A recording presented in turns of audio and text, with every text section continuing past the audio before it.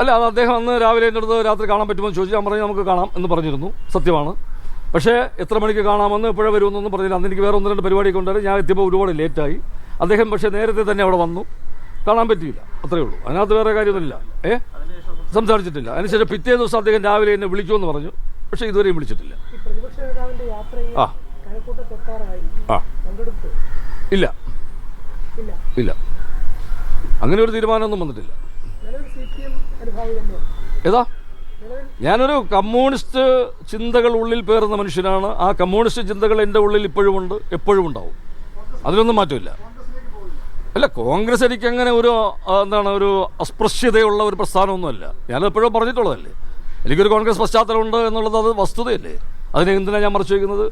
ചെമ്മൻസി college പഠിച്ചപ്പോൾ ഞാൻ കോൺഗ്രസ് കേസിൻ്റെ നാഷണൽ സെക്രട്ടറിയായിട്ട് മത്സരിച്ച ആളാണ്. മറ്റെൻ്റെ ഒരു കോൺഗ്രസ് കുടുംബ പശ്ചാത്തലം അതൊക്കെ അറിയാവുന്നതാണ്. അതൊന്നും മറക്കേണ്ട കാര്യം, അതൊന്നും പുതിയതായിട്ട് വന്ന ഒരു കാര്യമൊന്നുമില്ല. തീർച്ചയായിട്ടും ക്ഷണമുണ്ട്. അത് ചില കാര്യങ്ങളൊക്കെ അവർ സംസാരിക്കുന്നുണ്ട്. എന്ത് തന്നെയായാലും ഒരു കാര്യം വ്യക്തമാണ്, ഒരു അഭിപ്രായം പറഞ്ഞതിൻ്റെ പേരിൽ ഇത്രയും ഒരു അവഗണനയും അവഹേളനവും ഒക്കെ നേരിട്ട ഒരാൾ, അതൊരു അഭിപ്രായത്തിൻ്റെ പേരിലാണ്, ഒരു നിലപാടിൻ്റെ പേരിലാണ്. ഈ സ്ഥാനമാനങ്ങളൊക്കെ സംരക്ഷിക്കണമായിരുന്നുവെങ്കിൽ മറ്റ് പല സാംസ്കാരിക സിംഹങ്ങളും വളരെ മൗനം പാലിക്കുമ്പോൾ, പല വിഷയങ്ങളിൽ മൗനം പാലിക്കുമ്പോൾ, ഈ ആശാസമരത്തെക്കുറിച്ച് അല്ലെങ്കിൽ അതിനെക്കുറിച്ചൊന്നും ഞാനൊന്നും പറയേണ്ട കാര്യമില്ല. അവരെ പോലെയൊക്കെ എനിക്കും മൗനം പാലിച്ച് വായില്ലാ കുന്നിലപ്പനായി എനിക്കും തുടരാമായിരുന്നു. പക്ഷേ ഞാനത് തുടർന്നില്ല. സ്ഥാനമാനങ്ങൾ പോകുന്നെങ്കിൽ പോകട്ടെ എന്ന് അതിന് ഒരു വിലയും കൽപ്പിക്കാതെ തന്നെയാണ് അങ്ങനെ ഒരു ധീരമായ ഒരു നിലപാട് എനിക്ക് എടുക്കേണ്ടി വന്നത്. അതെടുത്തു. അത് സത്യത്തിൻ്റെയും ശരിയുടെയും പക്ഷത്താണെന്ന് തന്നെയാണ് ഞാൻ വിശ്വസിക്കുന്നത്. അതിലൊരു കുറ്റബോധവും നിരാശയൊന്നും എനിക്കില്ല. ഏതാ, അല്ല, ഞാനത് പറഞ്ഞിട്ടുണ്ട്. അങ്ങനെയുള്ള ചർച്ചകളൊന്നും നടന്നിട്ടില്ല. പിന്നെ നാളെയുള്ള കാര്യങ്ങൾ എന്ത് സംഭവിക്കുമെന്നൊന്നും നമുക്ക് പറയാൻ പറ്റില്ല. അതെൻ്റെ ജീവിതത്തിൽ അങ്ങനെയാണ്. അല്ല, അത് അങ്ങനെ ഒരു തീരുമാനം എന്ന് വെച്ചാൽ കഴക്കൂട്ടത്ത് പങ്കെടുക്കുമെന്നാണ് താങ്കൾ ചോദിച്ചത്. അതൊന്നും എനിക്കറിയില്ല. ഏതാ, കാട്ടാക്കടയോ?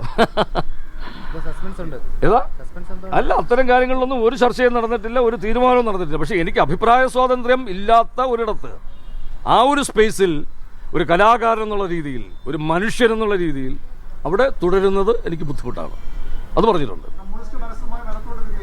കമ്മ്യൂണിസ്റ്റ് മനസ്സെന്ന് വെച്ചാൽ കമ്മ്യൂണിസം എന്ന് പറയുന്നതിനോട് നമുക്ക് അതൊരു വലിയ പ്രത്യയശാസ്ത്രത്തില്ലേ.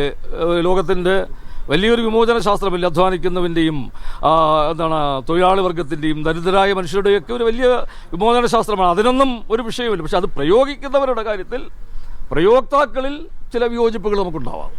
അല്ല, ആ ഒരു ആശയത്തോട് യാതൊരു ബഹുമാനക്കുറവും ഇനിയും ഉണ്ടായിട്ടില്ല, അതൊന്നും ഉണ്ടാവുകയുമില്ല.